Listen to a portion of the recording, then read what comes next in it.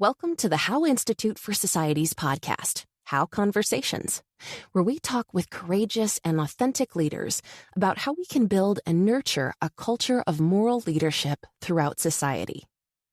What does it mean to be a moral leader today? Who has moral authority in our society? What should we expect of our leaders during a crisis? And what are the moral leadership frameworks our leaders are using to navigate through these challenging times? These are just some of the nuanced questions our hosts cover in their discussions with CEOs, military generals, educators, philanthropists, and other leaders about the importance of moral and ethical decision-making. And now, here's the How Institute for Society Senior Fellow and co-host, Dana Bourne.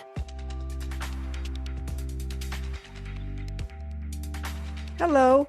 On this installment of the How Conversations podcast, I talked with former astronaut Ellen Ochoa. Ellen's a real trailblazer. She became the first Hispanic woman to go to space and the first Hispanic and second woman to serve as the director of the NASA's Johnson Space Center. All in, Ellen has spent more than 1,000 hours in space. It was a great joy talking with Ellen about her journey to become an astronaut, how she led her team through unimaginable tragedy, and her thoughts on the future of Earth and space travel. I hope you enjoy this conversation as much as I did. It is just an absolute pleasure to have you on with us today. Ellen, welcome. Thank you so much, Dana.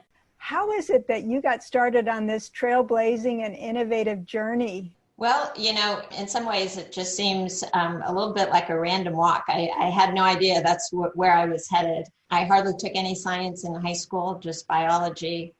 And when I started college at the local university, San Diego State, I was thinking maybe music, maybe business. Really didn't have a very good idea. Fortunately, I had taken a lot of math in high school and I continued to take it in college. And, kind of started to notice as I was finishing up the calculus series that, everybody was in there in general because they were taking some kind of engineering or science, and this was part of that course.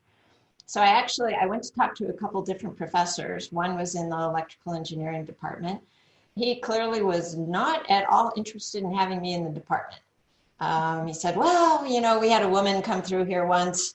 But it's a really difficult course of study, and I don't know that you'd really be interested in it, which was kind of ironic since I had set up the appointment with him to find out more about it.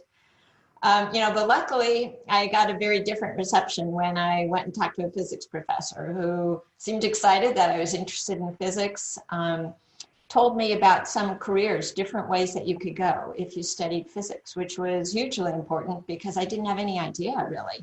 And it's pretty hard to think about, studying something if you can't really picture what your future might be. Then he did ask about my math background. And when I told him, he was like, well, that's fantastic. You already know the language of physics. And so if you started into studying it, you'd really get to concentrate on the concepts, whereas most people will be trying to learn the concepts and the language simultaneously. And I think you do really well. So, I tried physics the next semester and ended up majoring in it.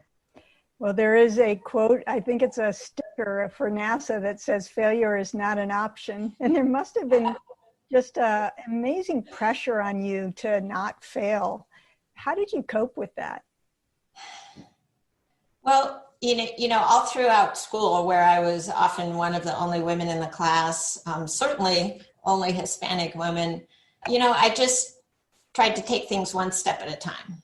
But I think part of it also is sort of kind of redefining failure. I put in my application to NASA, and a couple years later they did a selection and I got to interview, but I wasn't selected. So sometimes people ask, well, how did you cope with that failure? And I kind of have this response, which is, I didn't really see it as a failure. I mean, obviously I didn't get selected. I was really disappointed because of how much I wanted to do it.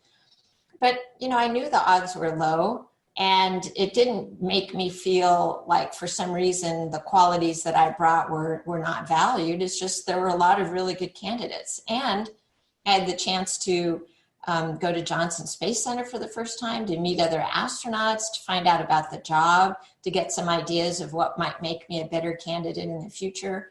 So I think those are the things that, I tried to bring forward in every job of, what can I learn, even if I don't do as well as I want? How do I take advantage of the resources that are available and just work hard? Well, you have a message that is translated from K through 12 to CEOs and world leaders. I'm wondering if you would try to summarize, what do you think some of the most key skills are for leaders at all levels to elevate and inspire young talent? It's hard to always distill this, but I do think about, we had a kind of a poster and a message that we had at Johnson Space Center for everybody that worked there, government employees and contractors.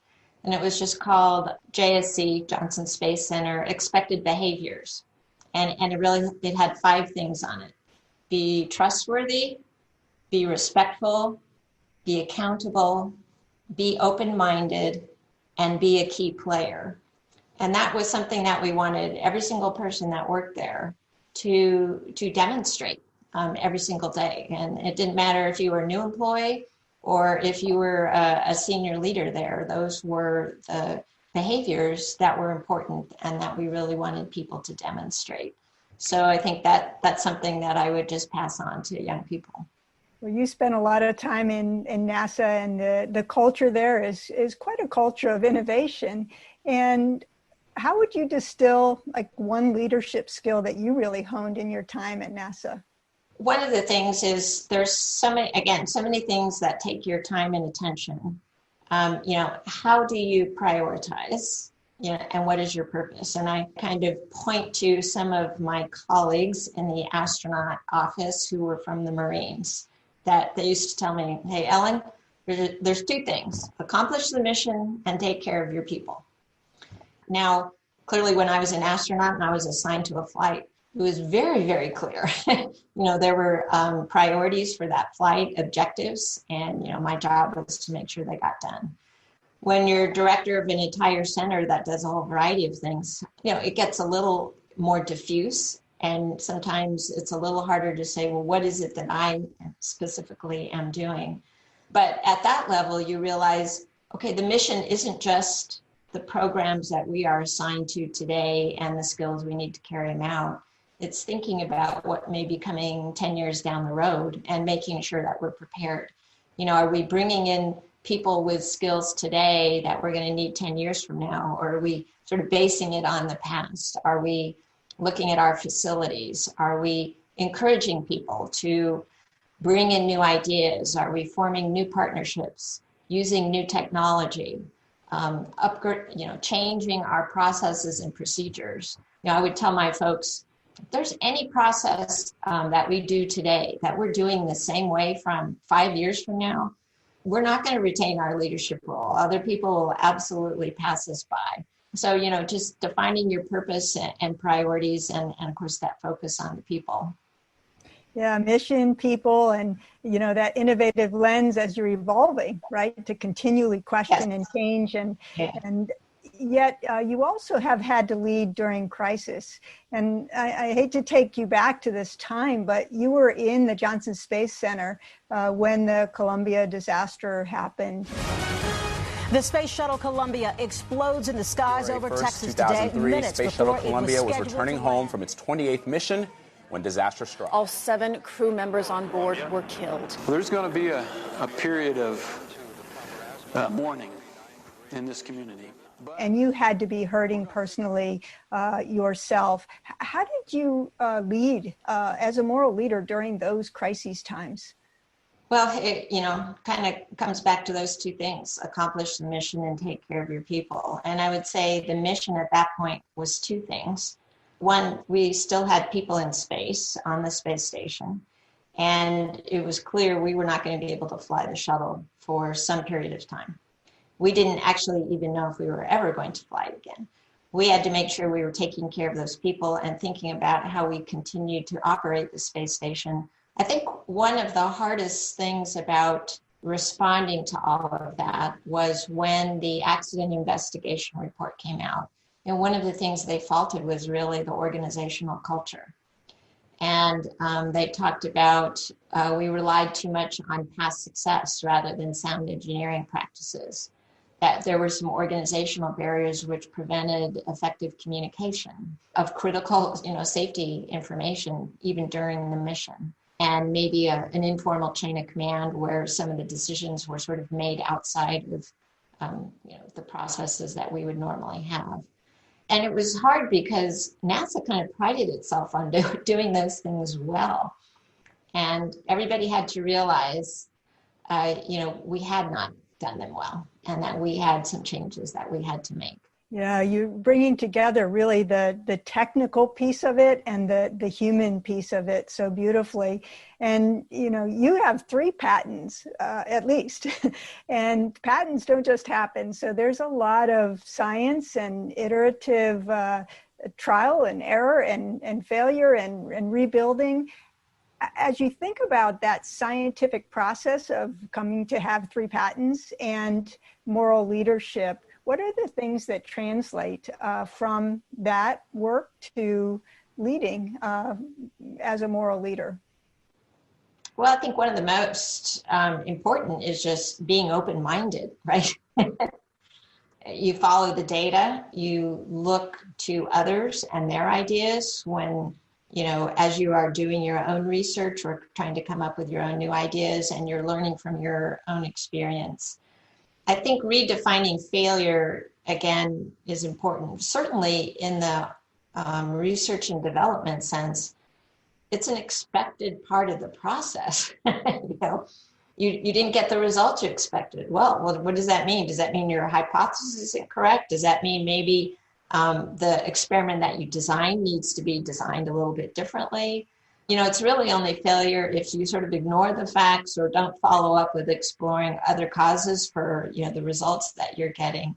I think it always gets back to being open-minded as well as integrity with the data. Yeah, I want to come back to that. I said wow earlier because there's such a challenge, isn't there, with right now the eroding trust in science, actually trust in organizations and leadership. And so I guess I wonder in that process, how do we rebuild trust in science, in facts, in each other? It seems like this is sort of the perfect time to do that because it's only through science research that has happened over many, many years that we're developing a vaccine that's going to allow us to get through this pandemic. And if you look at other issues, extreme weather, again, what we know, how we model it, that all comes through science. I think to reach people who are really genuinely confused about some of the contradictory information that they see from a variety of sources, it's important to have a source of peer-reviewed information that they can trust. And I know, as we think about COVID-19 and the pandemic, there were a lot of headlines that came out, and some of them were about studies that were preliminary, maybe had not yet been peer-reviewed, weren't the kind of double-blind studies that are really the gold standard for medical research. And it was understandable. People were trying to learn as much as possible, as quickly as possible. And I think those details were available if you actually read the article where it would say, hey, this is preliminary, or we just aggregated data and there wasn't a control. But those details get lost in the headlines, and so people would see contradictory things and just kind of throw up their hands and say, oh, well, the scientists don't know what they're talking about. Whereas to me, it was a perfect example of how science is actually carried out. Where people are trying to ask questions, determine the best way to get answers. And I'm guessing the scientific approach in looking back even at Columbia, right? Absolutely. The lessons learned there? Yes, absolutely. It's exactly the same thing. It was really seeing science and engineering research as it happens, which is exactly how it goes forward. It's not a perfectly straight line, right? It takes a little bit of twists and turns, but really through the process of continued study, peer review, you get to understand, really what the facts are. Did you know that 86% of employees believe there is an urgent need for moral leadership in the workplace? And 77% of employees believe that moral leadership can be learned. The How Institute is proud to offer the Next Gen Fellowship for Moral Leadership, designed to help emerging leaders also be moral leaders. Learn how your organization can join the fellowship by visiting our website, thehowinstitute.org. You've got some real experience in trying to communicate across differences and innovate across differences and team together, right, across differences. What are some of the sticky situations that you were able to work through with communications, teamwork, and innovation? I was fortunate enough that on my flights, we didn't have any sort of emergencies, right, that we really had to work together. Lots of small little things that went wrong, and the folks in mission control were well able to help us with that. I did gain a really good perspective after my first couple of flights. One of the jobs I had in the office was to work in mission control in the position that we call CAPCOM, which is the person who actually talks to astronauts on orbit. And, I actually became a much better astronaut, I think, after that, on my third and fourth flights, because I had a much better idea of how mission control worked, sort of what they had insight into, what they didn't, what they were probably thinking when they asked something. So again, communication is really always key. I think it was shortly after I became maybe deputy center director that we did have an issue on a shuttle flight. So this was part of the assembly of the space station. They were rolling up one of the solar arrays and moving it to another location because we were adding to the station and then unfurling it. And it turned out it had gotten caught on something and there was a big rip in the solar array, which was going to be a huge problem for, supplying power to the station as we move forward. It was a little bit of an Apollo 13 moment. It wasn't saving the lives of these crew members, but it was really trying to save the life of the space station in a way. And, they looked at what tools they had on board, came up with an idea to kind of stitch it, almost like sewing it, but only with very large pieces of equipment. And, it was just a great example of innovation and teamwork and communications. And it worked to this day. That solar array is still working. Well, that's leaving a legacy and an impact and an influence. Excellent example. Thank you. So big question, what is the greatest threat, do you think, to our planet right now? Is it global warming? Is it the pandemic? Is it lack of trust in science or lack of moral courage? I mean, what's the greatest threat to our planet from your perspective? Well, in one word, humans. And, the way I think about it is it's not actually a threat to our planet. It's a threat to ourselves. Our planet was here billions of years before humans. I have no doubt it will be here billions of years into the future. The planet's going to survive. It's the humans that aren't going to survive if we don't really pay attention to what is happening on our planet and figure out a way to work together. So I don't know, does it help people to think of it more selfishly, that it's really ourselves that we're trying to save and our infrastructure?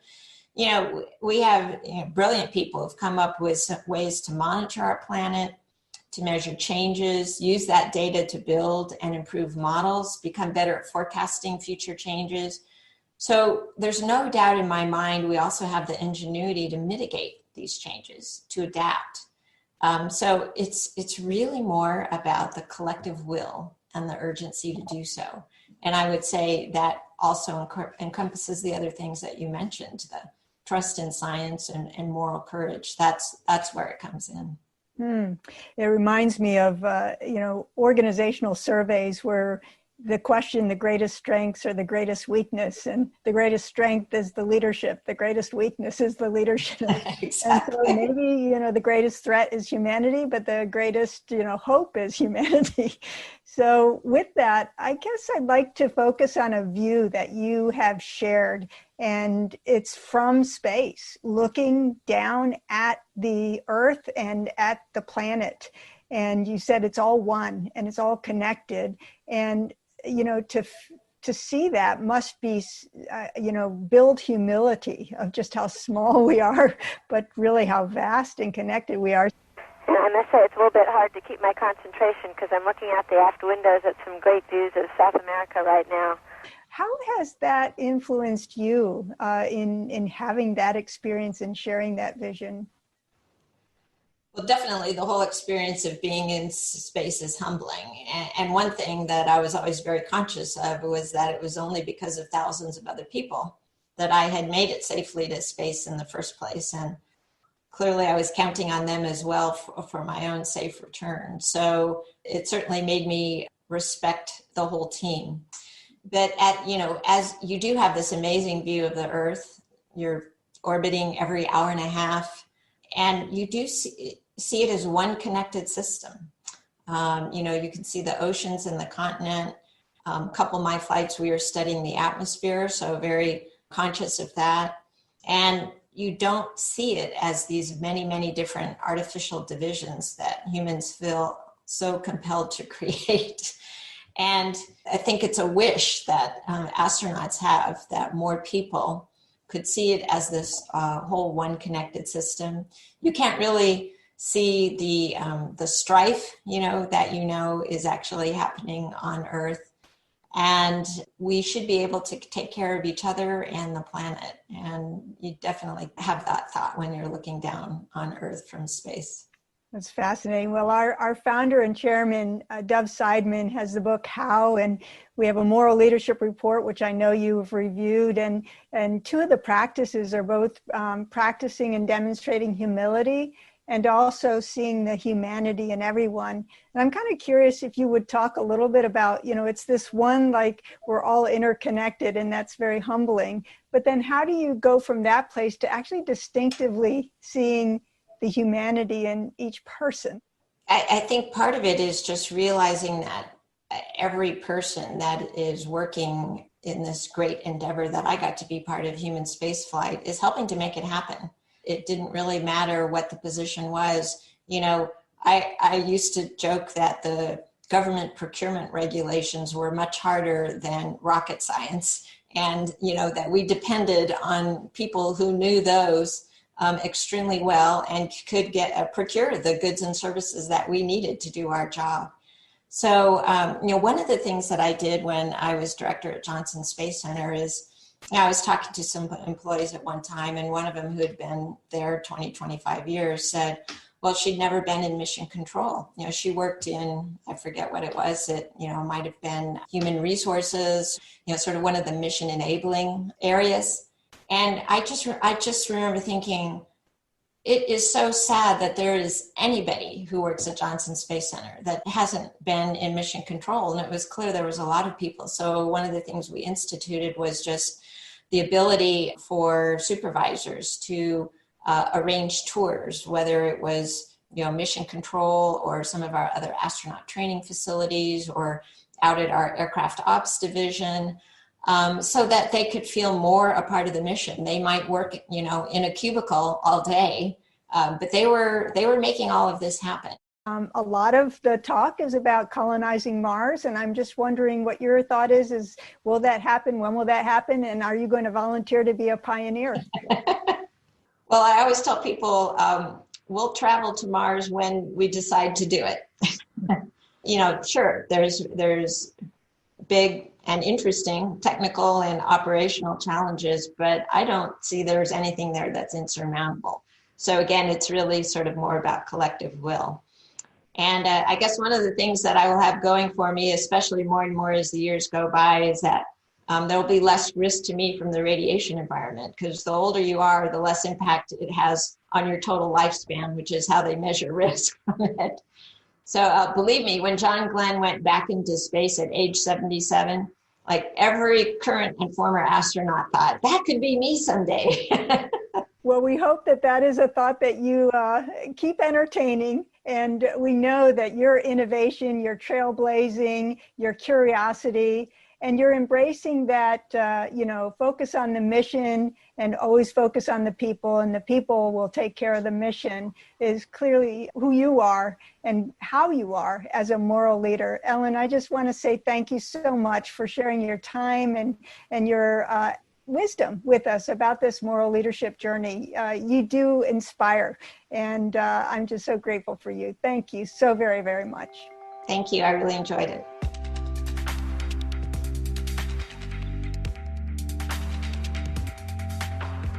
I will be thinking of my conversation with Ellen Ochoa for a long while.